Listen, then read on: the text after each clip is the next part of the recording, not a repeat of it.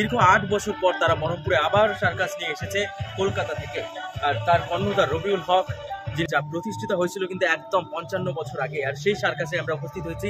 আমরা কিন্তু সরাসরি একদম ভিতরে যাব, দর্শকদের কেমন ভিড় জমজমাট হয়েছে সবকিছু দেখবো। একদম চোখ রাখুন চ্যানেলের শেষ অবধি। অজন্তা সার্কাসের ময়দানে আমরা উপস্থিত হয়েছি। আমরা দেখছি ভিতরে কিন্তু একদম ভিড় জমজমাট। আমরা ভিতরে ঘুরে সবকিছু দেখাবো।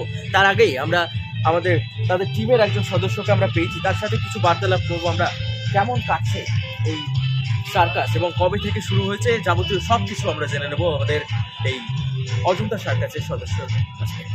সার্কাসে এখানে আমরা শুরু করেছি 17 তারিখ থেকে শুরু হয়েছে। এটা আগামী মার্চ মাস, পুরোটা মার্চ মাসটা থাকবে এখানে। বহরমপুরে এসে খুব ভালো লাগছে।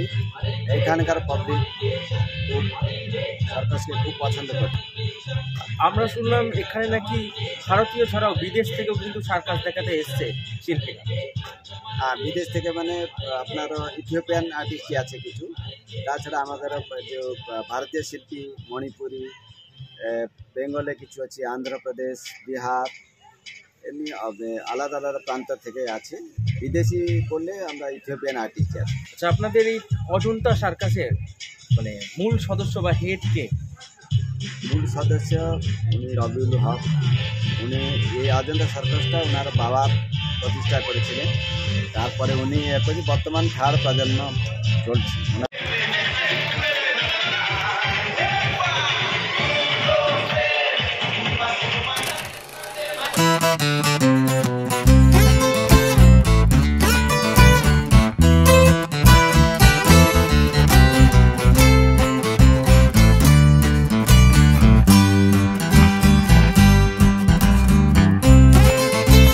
আমরা দেখতেই পাচ্ছি ভিড় কিন্তু একদম চারিদিকে জমজমাট। আর তাদের মাঝে আমরা আমাদের মাঝে একজন তার কাছে জানবো কেমন লাগছে অজন্তা সার্কাস দেখতে। এবং আমরা শুনলাম যে বিদেশ থেকেও কিন্তু আর্টিস্টরা এসছে যারা সার্কাস দেখাচ্ছে এখানে। আমরা জিজ্ঞেস করবো কেমন লাগছে। এখানে এসে খুব ভালো লাগছে। আমরা বাচ্চাকে নিয়ে এসেছি সঙ্গে, কারণ ও খুব বাইরে করছিল, সেই জন্য আমরা লালবাগ বিএসএফ ক্যাম্প থেকে এখানে এসেছি। তো এখানে খুব ভালো লাগছে, খুব এনজয় করছি। লালবাগ থেকে এসছে? হ্যাঁ, লালবাগ বিএসএফ ক্যাম্প থেকে। কেমন লাগছে? খুব সুন্দর হচ্ছে এবং আমাদের বাচ্চা খুব এনজয় করছে। আপনার পরিচয়? আমার নাম হচ্ছে পল্লবী ঘোষ, হাজব্যান্ড অনির্বাণ ঘোষ। আমার হাজব্যান্ড সেন্ট্রাল ফোর্সের চাকরি করে। সার্কাস কিন্তু সবাই এনজয় করছে, তার সাথে কিন্তু শিশু যারা ছোট্ট ছোট্ট খুদে যারা রয়েছে তাদেরও কিন্তু খুব ভালো লাগছে। আমরা আরও কিছু দর্শকের কাছে চলে যাব, কেমন লাগছে তাদের অনুভূতি আমরা জানবো।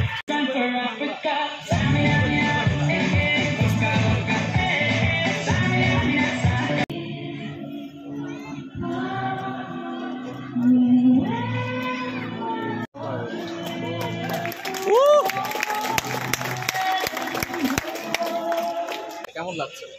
হ্যাঁ, দেশ থেকে এসেছে, ভালো লাগছে। কিন্তু আগেকার মতো যে ইন্টারেস্ট ছিল এই সার্কাসের প্রতি, যে একটা আনন্দ ভোগ, আমরা যেমন আমি যেমন দাদু নিয়ে এসেছিলো, ঠাকুমা নিয়ে এসেছিলো, এবার সেই উপলব্ধি করে দেখতে এসেছিলাম। কিন্তু আগেকার মতো যে এনার্জি ছিল বা পশু পাখি, হাতি, ঘোড়া সেগুলো নাই। কিন্তু বিদেশি যে খেলাগুলো দেখাচ্ছে বর্তমান যুগের এই জেনারেশনগুলো দেখে খুব আনন্দ আমি মনে করছি এবং আমি নিজেও আনন্দ উপভোগ করছি। আপনারা এসেছেন কোথা থেকে? আমি এসেছি মুর্শিদাবাদ জেলার লালবাগ থেকে এসেছি। আপনি কি সার্কাসের উদ্দেশ্যে কি এসেছেন?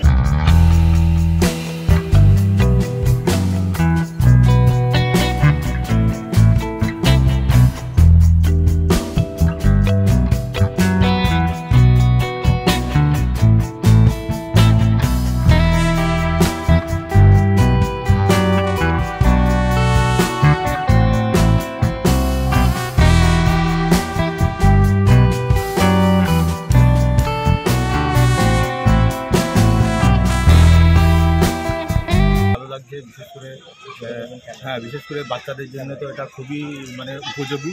হ্যাঁ, আমার 2টো বাচ্চা আছে, তাদের নিয়ে আমরা শুধু একদম ভরতপুর থেকে এসেছি সার্কাস দেখতে।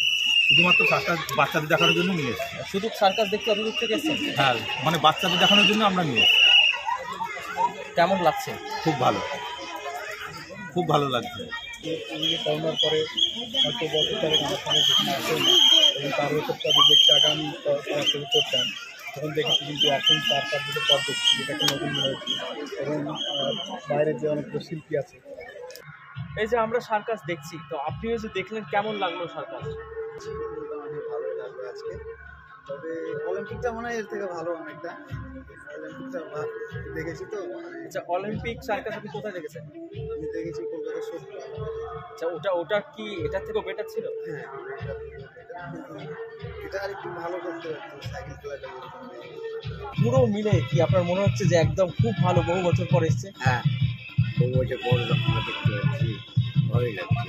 আচ্ছা, আর হচ্ছে আপনার পরিচয়? আমি সংসদ শাহ, ইন্দ্রবস্ত জেলাপুর। আচ্ছা, খুব সুন্দর, তারও ভালো লেগেছে। আমরা ভিডিওটি এখানেই শেষ করছি। সকলকে অনুরোধ করবো ভিডিওটি শেয়ার করার জন্য।